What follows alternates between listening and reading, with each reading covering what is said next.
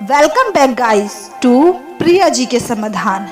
आज मैं आपको आंवला नवमी को किए जाने वाला कुछ ऐसे उपाय बता रही हूँ जिन्हें करके आप अपने जीवन में सुख शांति के साथ साथ धन ऐश्वर्य और साथ ही साथ मोक्ष तक की प्राप्ति सुनिश्चित कर सकते हैं।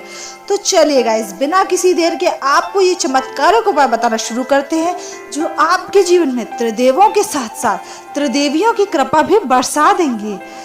तो पहला उपाय है कि आंवला नवमी के दिन अगर हो सके तो आंवले के पेड़ की पूजा और परिक्रमा जरूर करें।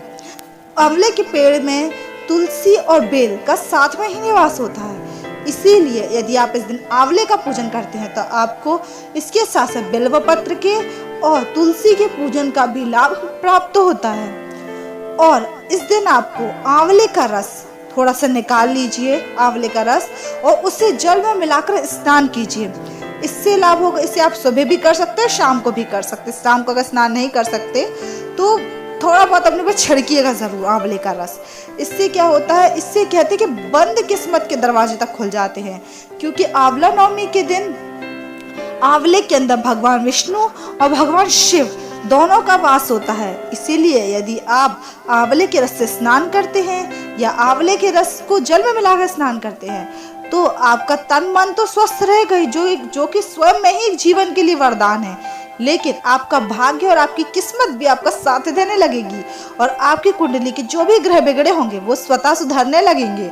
आपके जीवन में आ रही सारी अड़चनें दूर होने लगेंगी। साथ ही साथ इस दिन आपको आंवले के पेड़ की पूजा करनी है, उसकी परिक्रमा करनी है, उसमें लाल धागा बांधते हुए उसकी परिक्रमा करनी है। आप चाहे तो 9, 11, 21 चाहे जितनी परिक्रमा कर सकते हैं, लेकिन कम से कम 9 परिक्रमा उसकी अवश्य करें। आंवले खाइए और आंवले का दान कीजिए। आप किसी गरीब को आंवले का दान भी कर सकते हैं, स्वयं आंवला जरूर खाइएगा। हो सके यदि आंवला का पेड़ आपके घर के आसपास है तो भी ठीक है, यदि नहीं है तो आप आंवले के पेड़ के चित्र के दर्शन कीजिए। घर में तुलसी का पौधा हो तो उसके दर्शन अवश्य कीजिए, लेकिन हो सके तो आंवले के पेड़ का पूजन अवश्य कीजिएगा। उसके नीचे भोजन बनाकर खाने की परंपरा बहुत पुरानी है, इसीलिए इस परंपरा को भी निभाना चाहिए, क्योंकि इससे आपके घर में धन धान्य की कभी कमी नहीं रहती।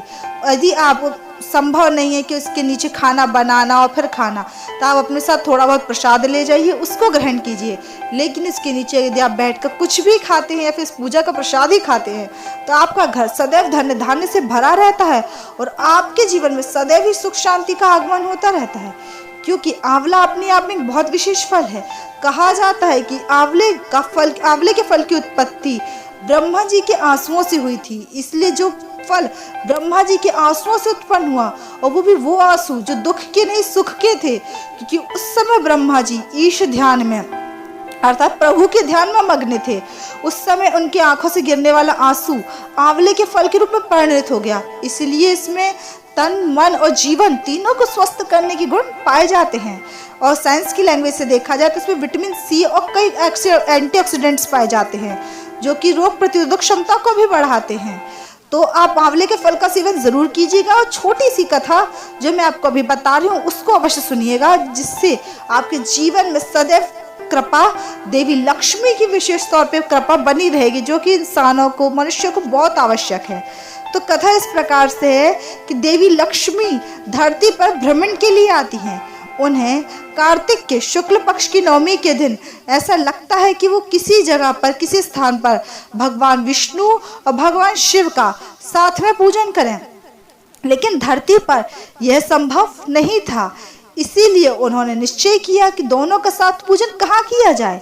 फिर उन्हें याद आया कि आंवले के पेड़ में तुलसी और बिल्व वृक्ष, जो कि भगवान शिव को अत्यंत प्रिय है, बिल्व का पौधा, बेल का पौधा, इन दोनों के गुण आंवले में पाए जाते हैं। इसलिए उन्होंने कार्तिक शुक्ल पक्ष की नवमी के दिन आंवले के पेड़ के नीचे भगवान शिव और भगवान श्री हरि का पूजन किया। क्योंकि भगवान श्री हरि को तुलसी अत्यंत प्रिय है और भगवान शिव को बेलपत्र अत्यंत प्रिय है, इसलिए उन दोनों की आंवले के पेड़ पर आज के दिन विशेष कृपा होती है। इसीलिए उन्होंने उनकी पूजन किया, पाठ किया और उन्हें भोजन बनाकर खिलाया, जिससे देवी लक्ष्मी, आप तो जानते हैं कि अन्नपूर्णा कहलाती हैं। इसीलिए यदि जो इस दिन उसके पेड़ के नीचे भोजन बनाकर भोग लगाता है और फिर स्वयं ग्रहण करता है, उसके जीवन में कभी धन धान्य की कभी कमी नहीं होती है और मनुष्य का जीवन सदैव मंगलमय रहता है। तो thank you for watching guys. यदि आपको ये वीडियो पसंद आई तो प्लीज़ प्लीज़ इस वीडियो को लाइक ज़रूर कीजिएगा, चैनल को सब्सक्राइब करना मत भूलिएगा और इस वीडियो को ज़्यादा से ज़्यादा शेयर कीजिएगा ताकि आपके जीवन में भी सारे सुख सुविधाएं आएँ और आपका जीवन मंगलमय हो जाए। Thank you for watching guys.